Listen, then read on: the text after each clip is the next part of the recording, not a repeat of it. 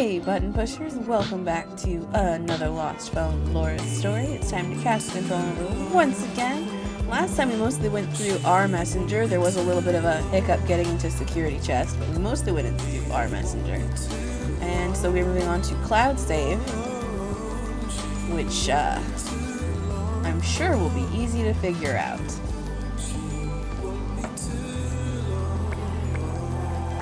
Alright. Please enter the password for work account. Power job. Nope. Notes. Spacebar. Work. God damn it. Okay. SG93 JFIZ03 and 190. Okay, let's see if this matches by checking it backwards. Ah, I typed something wrong. Okay, JFIEZ.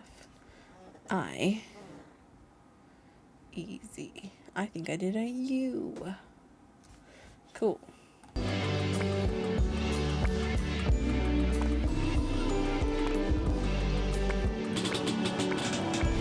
Only numbers. There's more than numbers in this.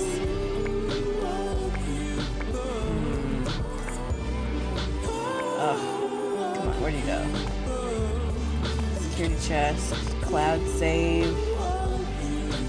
This is gonna be another skip to until I figure it out moment. Yay! Oh good, I can type with my keypad. Glad to have figured this out now. Let's see, 6389856. That was the public Wi-Fi password with the code she uses it. Nope, that's not enough digits. So we need 332. My mouse just shot across the screen. So that's 8 digits. What do we have from her that is 8 digits? Okay, in the interest of shamelessness, I looked it up. I only have a limited amount of time I can record today. I realized I wasn't going to figure it out just by clicking things, so I looked it up. And it turns out it did something I would literally never do in real life, and so I'm glad I looked up because I wouldn't have figured it out. It's 8 digits, and it's combined a code you use with a code you use frequently. She uses the code to get into the security app for something inside the security app. That is not safe. And then when she adds the door code after, and she was trying to remember things, so she didn't want to make a lot of things. I don't know. Didn't feel very secure to me. But I was right that half of it was going to be Ben's door code. So I'm going to go ahead and give myself a little credit for that. Is only fair. Let's start with notes since there's only 2 of them.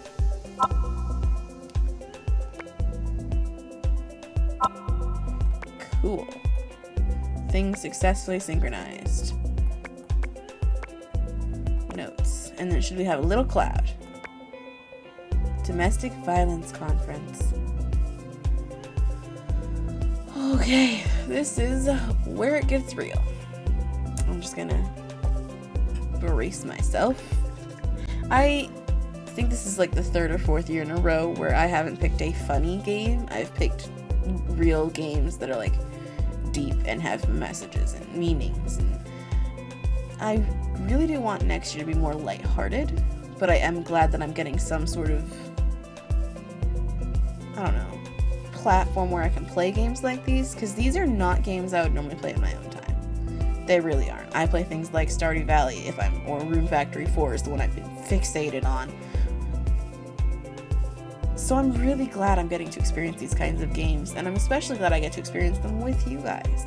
I know I don't have a lot of viewers right now, but every one of you that does watch this video means the world to me. You have no idea.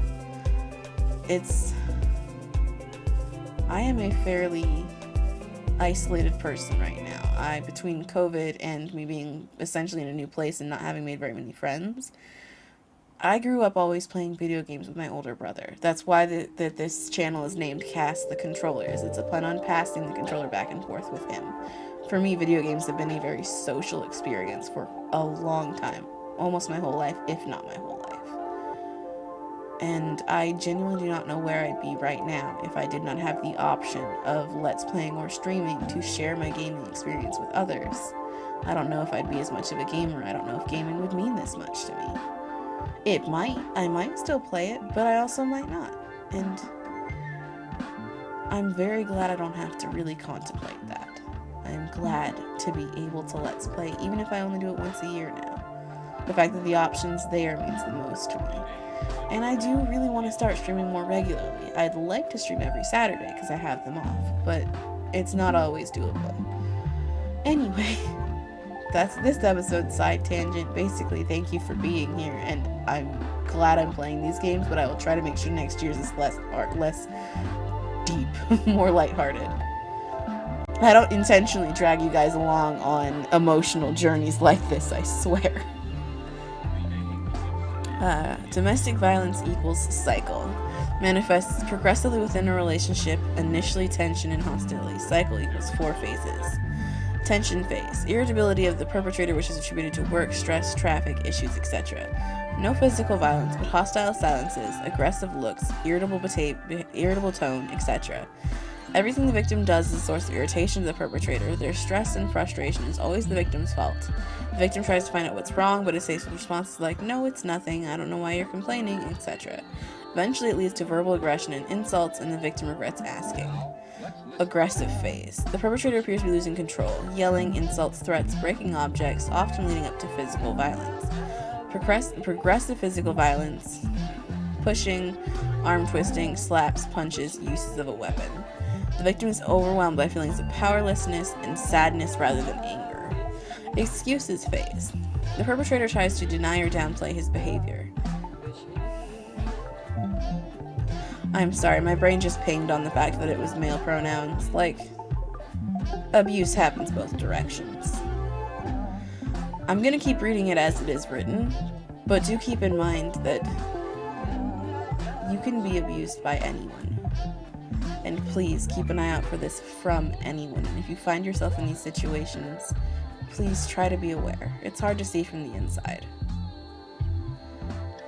Excuses phase. Nope, yes. That's where I was. Excuses phase. The perpetrator tries to deny or downplay his behavior. He finds an explanation that shifts the blame onto the victim. It's the victim's fault or the result of external pressure. He promises to change so that everything will be fine, that he'll see a psychologist, etc. More promises, emotional blackmail. I need you, I'm nothing without you, I would die without you, etc. Reconciliation phase. A honeymoon period. The perpetrator is suddenly attentive, considerate, showers the victim with gifts, etc. The perpetrator is very sincere, fearing the victim will really leave him. He begs for forgiveness. Renewed hope that the perpetrator will really change, but this simply raises the victim's tolerance threshold to violence. The victim thinks they can cure him, help him, etc. The victim... That's a typo. Makes sense because this is note someone's taking. The victim was frightened during the aggressive phase, but this phase persuades them to stay. The phases repeat themselves and spiral into a vicious cycle. The victim eventually perceives this violence as normal, and their life could be at serious risk if this continues. And then it says Jekyll and Hyde behavior patterns. Domestic Violence Conference 2. Physical and psychological violence are linked. There is no physical violence without psychological violence that precedes it. Psychological violence, a series of attitudes and comments to denigrate, destabilize, and hurt the other person.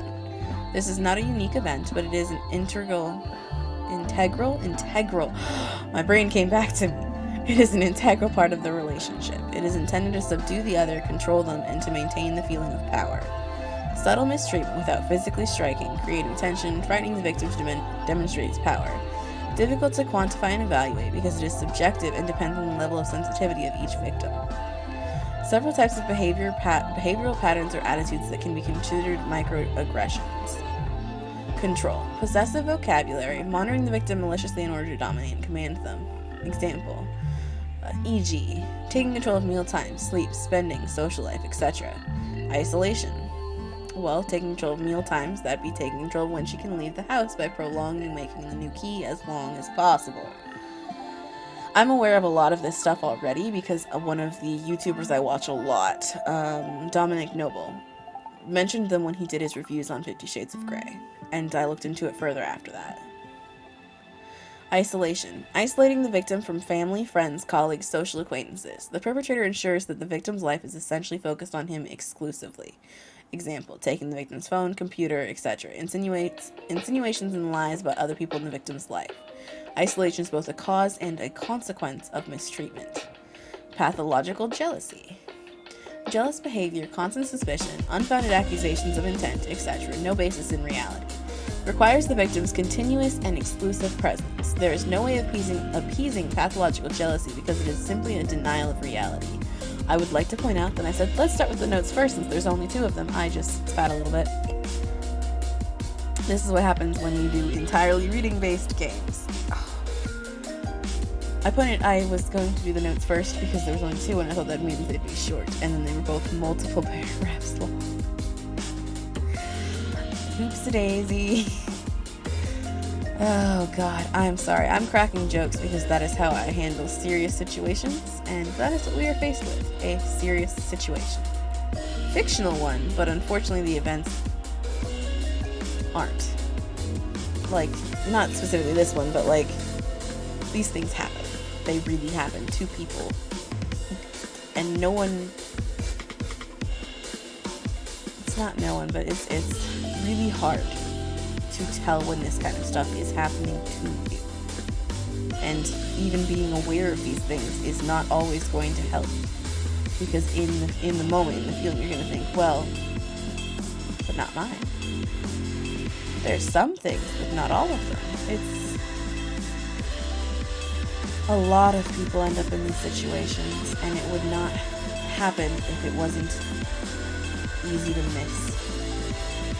That's the saddest thing about stuff like this, is it is easy to miss it if you don't know what to look for. So let's continue reading what to look for, shall we?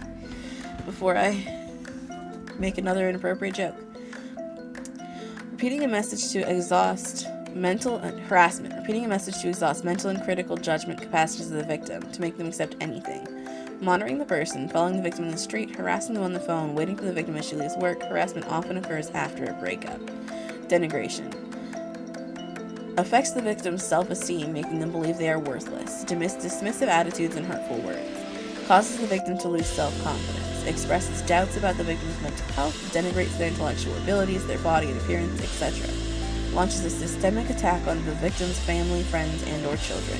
Systemic is a word I am proud of saying and don't know if I'm saying it right, all in one. This can happen with words that appear to be sincere and normal. Humiliation. Disparages, ridicules, and acts in a disrespectful way towards the victim. This is merely an outlet for the perpetrator's anger. Example, mocking, spitting in the victim's face, making crude noises, urinating on the victim. The music feels really loud. It's not. It just feels like it. I'm gonna just...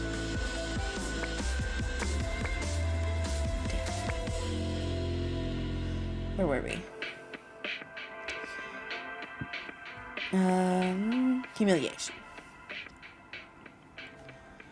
Disparages, ridicules, and acts in a disrespectful way towards the victim. This is merely an outlet for the perpetrator's anger, mocking, spitting in the victim's face, making crude noises, urinating on the victim, creating a feeling of shame that serves as an additional obstacle to prevent the victim from talking about their concerns.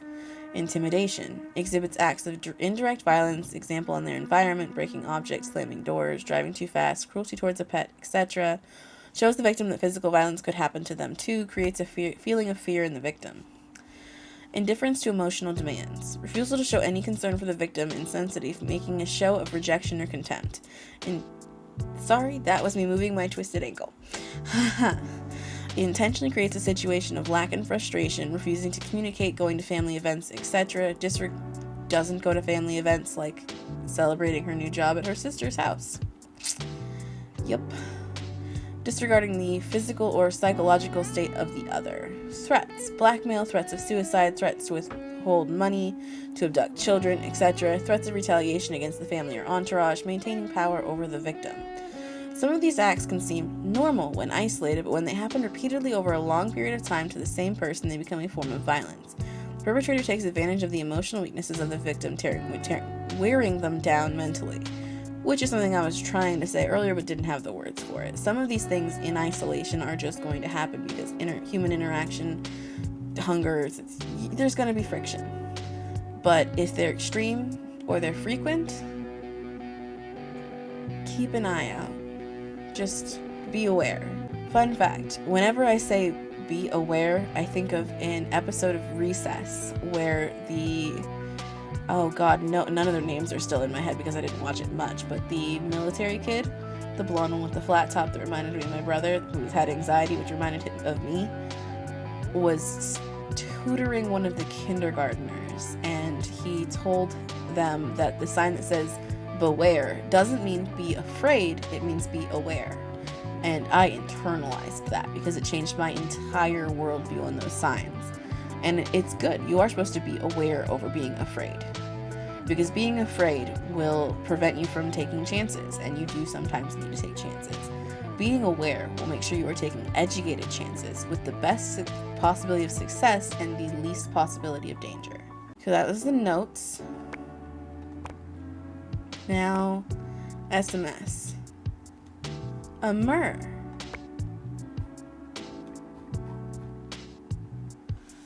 Okay. Hi, Amur. It's Laura, Ben's girlfriend. I just want to know if you're still friends with Claire. Don't tell Ben I asked you. Hi, Laura. Yeah. Why? Ben told me she tried to end his relationship with his, let's try this again. I tried to read while scrolling, and I'm not that skilled. Ben told me she tried to end his relationship with his ex, Julia, while they were still together because she wanted to date him herself. Is this true? No, I don't think so. And anyway, Claire was dating Oliver at the time. Claire told me that Ben was violent with Julia. Do you think that's true? Let's say Julia was a complicated girl, but I got the impression there were times when he really lost it with her. I advised Ben to see, sorry, something flickered in my background, and I thought that my computer was crashing. Is everything still working? Everything's still working. Looks like. I advised Ben to see a therapist or join a support group for people with anger issues, but he wouldn't listen. But you still remained friends with him? Yeah. Why didn't you tell me this before? Oh, I don't know. What goes on in Ben's private life is none of my business, and it's ancient history now. We'll come back to that. Yeah, well, you could have at least warned me. Listen, I already told him to get some help. I did what I could. This is why it makes it so easy to miss. It's their private life. I suggested what I could. Because so much of this stuff happens behind closed doors, it's very easy for people outside to never know the full realm of it. And honestly, the only way to really break this kind of cycle is to be open and honest when communicating about your relationship. If you are talking to people you care about, who you know care about you, be completely open with what's happening in your relationship. And if they are alarmed, you don't have to take their word as law, but listen and consider what they say. Sorry, this is one of those things that is secretly an important subject to me, and I did not know until I had to talk about it. Alright, Charlotte. We got to see some of Charlotte. Alright, we found the cloud. Hi, Laura. How are you feeling today? So. Why are you texting me on my work phone? After what you told me about your guy, I wanted to text you someone who couldn't read the message. Anyway, I suggest you use a password to lock your work phone and never unlock it in front of him. He already flew into this heavy jealous rage when I wanted to lock my personal phone, so I don't think that's a good idea. What do you mean heavy? Also, if people want to lock their phones, you should let them do that. Like, the jealousy thing has no realm of it because people take their phones out into public and lose them. Locking your phone is a basic safety precaution for if you lose your phone. If anyone doesn't want to give you that right, it is a big red flag. I will not continue lecturing on this subject the way I did with all the stuff in the last game. I will not. I'm going to assume going forth that you guys know and understand these situations, and that if you want more research, you can find more research. I'm going to try to make a mental note now to include a link in the descriptions of every video, not just this one, to information about domestic violence. We good? Now I can stop venting and ranting about it. We're good. Back to the game. He yelled at me and said I was hiding things from him. He accused me of having a lover and said I didn't really love him, and that I was locking my phone because I didn't trust him. Okay, I get it. That's bad. It's not normal, you know. I don't know, but at the same time I understand him. He needs reassurance to know that I love him. Don't you think it's a mark of trust in the other person to let them see the contents of your phone? No, I disagree. A real mark of trust would be to believe the other person and not always feel the need to have proof of their love and faithfulness by snooping through their phone. Plus, it is important for both partners to have their own secret garden. Listen, for him it's not really negotiable. He's been lied to in the past and needs some reassurance. Yeah, I get it, but it's not great. If you want a reason for locking your phone, you'll just have to say Michael insisted on it.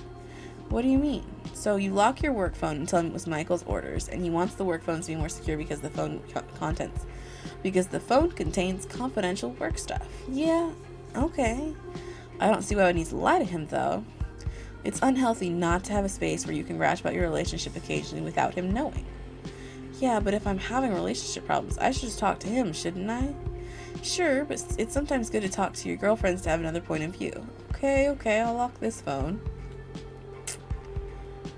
Hi, how are you? Exhausted. I've just been running for an hour. Wow, congratulations. Where do you go running now? It's been a while since we bumped into each other at the park. That's hardly surprising because I run on a treadmill we have at home now. Wow, those things are expensive, aren't they? It was a present from Ben. A pretty silly gift, huh? I mean, you can run outside for free. Yeah, but it's still handy. I can run when I want to, and I don't get harassed in the street by stupid men. Since when have stupid men stopped you from running? Well, that's true, but Ben was worried about me and prefers me not to go out. Wait a second. What do you mean he prefers you not to go out? Yeah, he's afraid something might happen to me. But you do go out, don't you? You go shopping, meet friends, you still see Amelia, Elsa. I get the shopping delivered. It's easier. And I'm talking to my friends less and less at the moment. Why is that? Oh, you know, you tend to have fewer friends as time goes on, and when you're in a relationship, you don't see people as much. But you still see Emma, don't you? The runner friend. Ugh. Not really. Since I've been with Ben, things have become a little complicated. Nearly all of my friends have faded away. I'm starting to wonder if they're jealous. What do you mean jealous? Well, you know, I'm one of those rare and lucky people among my girlfriends who've found a job they love, and my life with Ben is fabulous. Not only am I happy in my... This is after the email incident, and she's still calling it a job she loves. Not only am I happy in my relationship, but he has money too, so financially I'm living in a fairy tale while they're struggling. And you think they're keeping their distance because they're jealous? That's the only explanation Ben and I could come up with. Sad, but there it is. Laura, I'm sorry to tell you this, but Ben's behavior isn't normal. He's the one who's jealous. I get the impression he's controlling you, that he's isolating you. Don't be ridiculous. I'm saying this based on what you're telling me. He's jealous and wants to read the contents of your phone. He controls you by not letting you go out on your own. He's manipulating you with the treadmill gift. He's isolating you from your girlfriends by insinuating they're jealous of you. That's not normal, and this doesn't happen in a normal relationship. He has a problem. You always focus on the negative. It's not like that at all, Charlotte. I swear it's nothing to worry about. Okay, he has his faults, but nothing serious. No, he has a problem, and of course you're blind to it. You're madly in love with him. Okay, so you have your own take on things and just won't let it go. You're a pain in the ass. I guess it's useless talking to you. Sorry if I'm interfering and it's none of my business, but I'm worried. Like I told you, everything's fine. Leave me alone. I'm here if you need me. Getting defensive, 'cause she doesn't want to face it. The truth, it can't erase it. She's getting defensive. Hi, Laura. How are you? Hey, I don't know if you're still mad at me, but you know I still consider you my friend and I'm here if you need me. Just to wish you a very happy birthday, and I hope everything's okay with you. Hi, thanks for your happy birthday message. How are you at the moment? Not great, I have to say. What's up? One of Ben's former friends contacted me and said some terrible things about him that have really upset me. I can imagine. Have you mentioned it to Ben? No. Really? Why? She told me he had a history of violent behavior with his ex, and it's really freaking me out. But then Ben already told me about this girl, how she was in love with him and would do anything to have him to herself. I don't know what to think. So how do you feel about it? My first reaction was to not believe her, but then I thought about everything you said and started to realize that I should leave him. And I've given it some serious thought, especially he's been pretty difficult to live with recently. But he was so sweet on my birthday, so I'm confused. He's aware of his faults, you know, which means he knows he's too possessive and he does apologize. His work is really exhausting. Sometimes he drinks a little too much to unwind and then says things he doesn't really mean. Why, Nicholas is out of... There we go. Alcohol is no excuse for bad behavior, but he knows when he's gone too far. My birthday was so romantic. He took me away on a surprise weekend and it was fantastic. I really felt like I'd rediscovered the Prince Charming I once knew. But aren't you scared he'll start over? No, not at all. He even promised to see a psychoanalyst to address his anger management issues. Okay, keep me posted on how the situation develops, alright? Okay, promise? Promise. Hi, how are you now? This is so much. I'll probably end after her texts and we'll see where we come next because there'll be notes in one of the text things. Hi, how are you now? Did things get better with Ben? No. What do you mean? Since he worries about me all the time, he got me to install an app so I can quickly send him my GPS coordinates if I have a problem. Basically, it was meant to be a really practical thing, so if I was attacked or anything, I could in theory discreetly press a button to let him know where I was. But then he wanted me to use it at a specific time to reassure him so he knew I was safe at home. So I was sending him a message every lunchtime. Then it turned into twice a day, then 3 times, and finally every hour. And the other day, I went to go get a coffee, and when I used the app, it told him I was out. When he came back that night, he went into this massive jealous rage, and it made no sense. He was convinced I was meeting another guy at the cafe. He just got this idea into his head. He was yelling at me. It was horrible. I just let him yell at me. I was paralyzed with fear. He wouldn't let me sleep that night. As soon as I dozed off, he'd wake me up again and demand I tell him the name of the person I was at the cafe with. The next morning, I told him I had enough and I couldn't go on like this. Then his attitude totally changed. He told me he was nothing without me and I meant everything to him, that he was scared of losing me, that he didn't know what he would do without me. I'd really like to leave him, but I'm scared, you know? I'm frightened for him, and he needs me to help him get better. It's not you he needs, it's a therapist. I thought he was going to see a psychoanalyst. He made an appointment, but had to cancel because he was busy at work that day. Don't you get the feeling it's the same old pattern? He behaves badly, you threaten to leave, he apologizes, and you change your mind? Listen, there's a conference followed by a support group meeting held by an association supporting victims of domestic violence. I've got a friend who works there. I'm going, and I'd really like you to come with me, okay? But I'm not a victim of domestic violence. Ben's never hit me. Okay, so he never hit you, but sometimes when you talk, I get the feeling you're suffering psychological abuse, and the conference will be tackling that issue too. Good friend, good friend, good friend. What do I know? I'm not an expert, but it could be interesting to meet them, don't you think? Worst case scenario, you'll see that it doesn't apply to you, and at best, you'll learn something about domestic abuse. It happens a lot, but people tend not to talk about it. You can at least find out, surely. So what do I tell Ben? The reason why I'm not there when he gets back. Tell him you're having a drink with me, and I'll bring you home. That way he'll see you're not with another guy. Okay, when is it? Next Thursday after work. Well, why not? I'll drop by and pick you up. Charlotte is and she was a coworker, so she even saw the leaked email thing. How are you feeling today? Bad. I didn't get a wink of sleep last night. I kept getting up to read the notes I took during the meeting. There were so many things I recognized in Ben's behavior, it scares me. I feel so dumb and stupid for not realizing earlier. I've been so blind, and you were so right. No, you're not stupid. The important thing is that you've woken up to what's going on. You're a strong woman and brave. But I've been so dumb to allow myself to be manipulated like that. I guess I should leave him, but I don't know what to do. I don't even have a place of my own anymore. You can come and stay with me if you need to, when you're ready. Thank you so much, Charlotte. I'm so lucky that I can count on you. When I think of all the women talking at the support group yesterday, some are living in situations much worse than mine and have nobody around to help them. Thanks for being there for me. I'm not tangent, but I am remembering in the game. She's had a pregnancy scare and she's having issues with the pill. Abusers often go one of two directions. They are either militant about making sure that you are protection correct, or they sabotage it to try to get you to have a baby so that you're stuck with them no matter what. And suddenly I'm wondering if Ben didn't maybe tamper with her period, with her birth control. It's harder to do with the pills, but I'm sure it's not impossible. I'll always be there for you, and if something ever happens to me and I can't help you, you won't be alone. Look at all those women yesterday. Some terrible things happened to them and they thought they'd never come through, but the association always supported them and stuck by them. That's true, but I must insist I can't thank you enough for your support. Hey, how are you today? Checking in so frequently with her.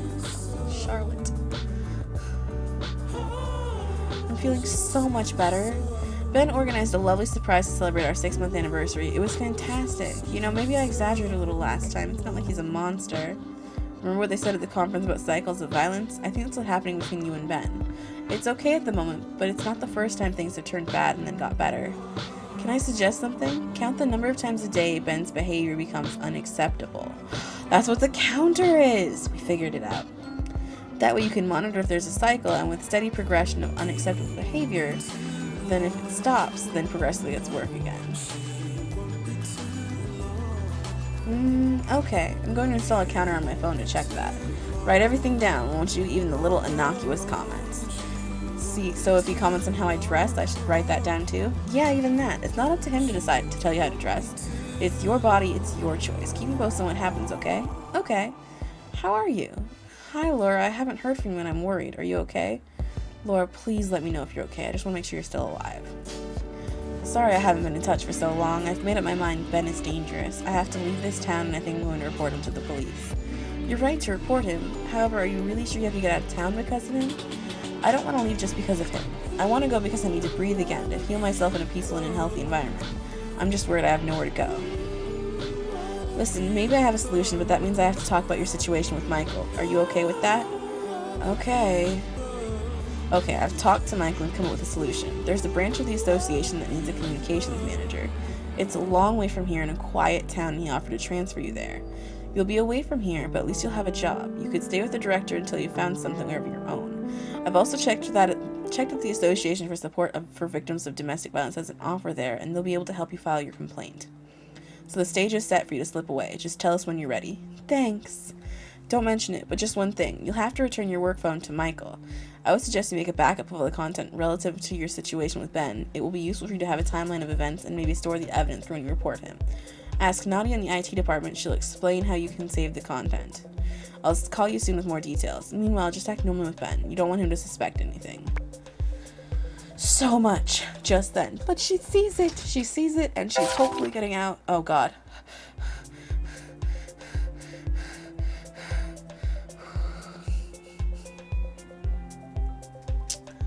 Because I didn't see who the email was from. When I heard the email sound, my first thought was, it's Ben. And the surge of fearful adrenaline that just rushed through me, simply as the person holding the phone of the fictional character that was being abused. Things like this are so insidious, the way they sneak up on you, and the way your anxiety starts to feel normal. And then something happens and it jolts. I don't know. I'm reading way too much into this, I'm sure. Whew. One new email from Laura. Us, Laura? I'm not sure. Charlotte. Oh, good. That was the last of the text. Cool. Then we are going to go ahead and use that to mark the end of my turn. Let me just cast the controller on back to you. Hope you pass along again soon. And I'll AB see you next time. Bye-bye, guys.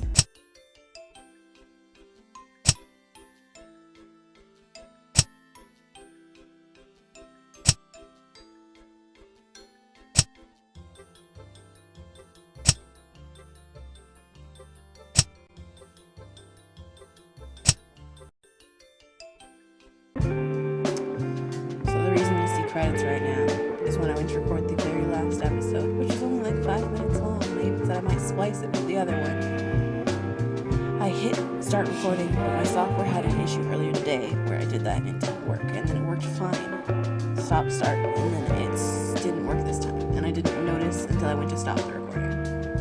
I've hit start recording now, and I'm going to click through everything real fast, and we're going to pick up where I left off, which thankfully was not a lot of information. It is sad that you guys don't get my organic reaction to the end of the game, but I will try my best to recreate it as far as I can, sincerity-wise. I will catch you on the flip side. God damn it. So, the whole game, if you know all the puzzles to get to the end, takes 3 minutes.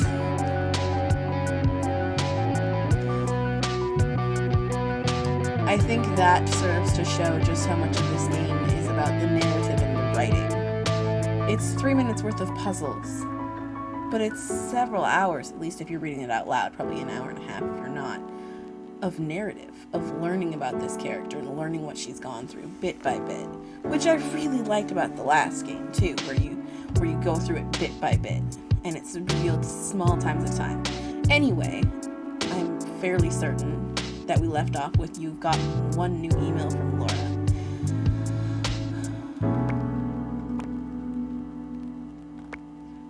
Lost phone. Laura, to me. This message is for the unknown person who may find this phone. My name is Laura, and I own this phone. I'm not writing this to get it back, but I may need your kind help. My partner is a violent and dangerous man. I've just left him to start a new life somewhere else, and deliberately dropped this phone at a station when I was changing trains. I wanted to get rid of it so he couldn't locate me. I called my sister, who told me that he was harassing the people close to me to find out where I was, and that makes my blood run cold. I've installed an app on my phone, I Am Here. If you use it, the app will send a notification indicating the phone's GPS coordinates. I'm hoping to lead him down a false trail so he leaves my friends and family alone. The code to unlock the GPS is attached. Obviously, I would please ask you to erase the data on this phone and then throw it away so he can't... Pardon. I read it so good the first time, guys. So good the first time. And then I emotionally was like, and I'm done. And then I wasn't. I'm hoping to lead him down a false trail so he leaves my friends and family alone. The code to unlock the GPS is attached. Obviously, I would please ask you to erase the data on this phone and then throw it away so he can't locate me, and to prevent him from harassing you as well. Whatever, don't worry about me. I'm safe and intend to make a formal complaint against him. Then we got the thing, which is the thing. GPS. Let's see if I can remember this. I feel like I've already gone wrong.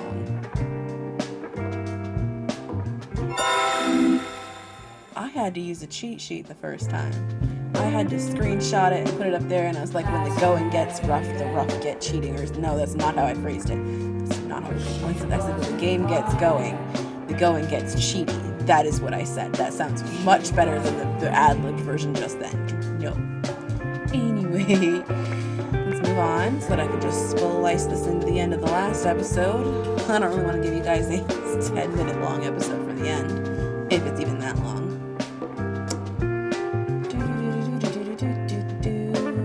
It's not here. There it is. I am here. It was Ben who sent the video. I apologize again for having wrongly accused you.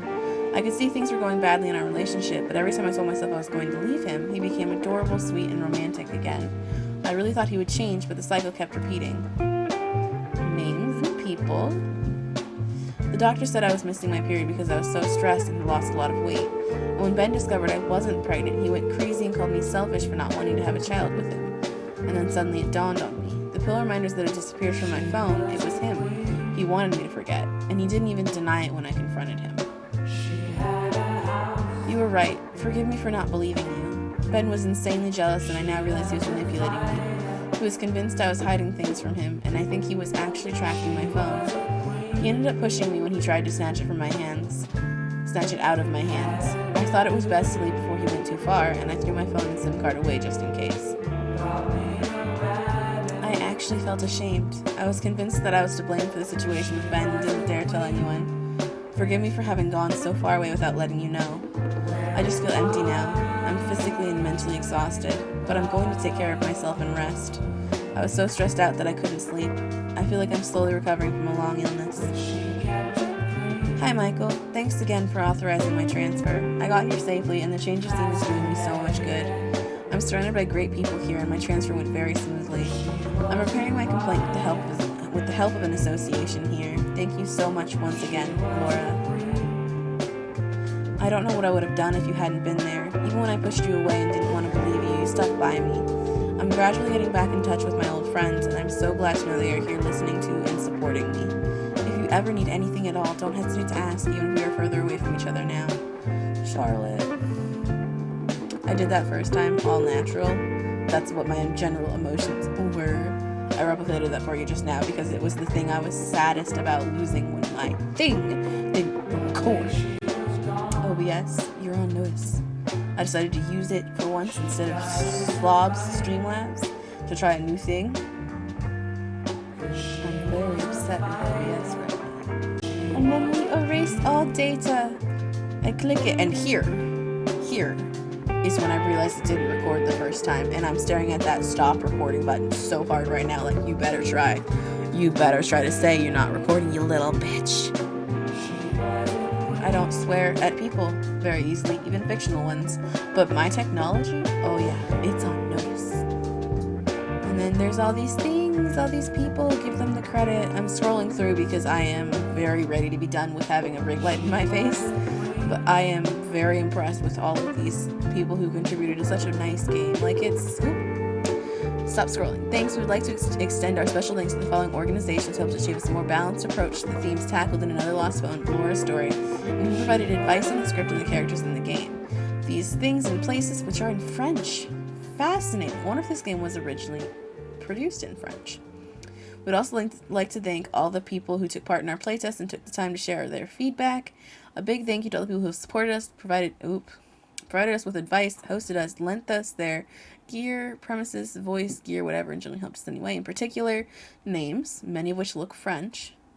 If one or several aspects of Laura and Ben's story apply to your current situation or to that of a person close to you, please reach out.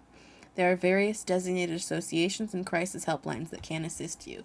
And like I said, I will be putting some information. I'm not sure what I'll find yet, but I'll be putting some information about domestic violence in the links in the descriptions of all of the videos on these. I'm flustered. Give me a second, please. I will be putting information on domestic violence into the description of each one of the videos in this playlist, and I will probably be going back to the game last year, and I'll be finding information on homeless LGBT violence as well to put into the playlist for a normal Lost Phone with Sam. Seeing that I could do this now and realizing I didn't do it last year is growth, but it is also me recognizing a failure on my part. When you introduce topics such as these to audiences, even theoretically non-existent ones, I don't got a lot of you guys, but you all matter to me. There is a responsibility to provide outlets for more information in case someone is currently going through those kinds of situations. And if you are, please find someone you can reach out and talk to, even if it's just to see how much of what's in your head is what you... I do not know if that came across. I'm going to go ahead and end this before my housemates listen to more music. My bad. That marks the end of my turn. Let me just cast the controller on back to you and I hope you pass along again soon. I'll see you next time, guys. Bye-bye.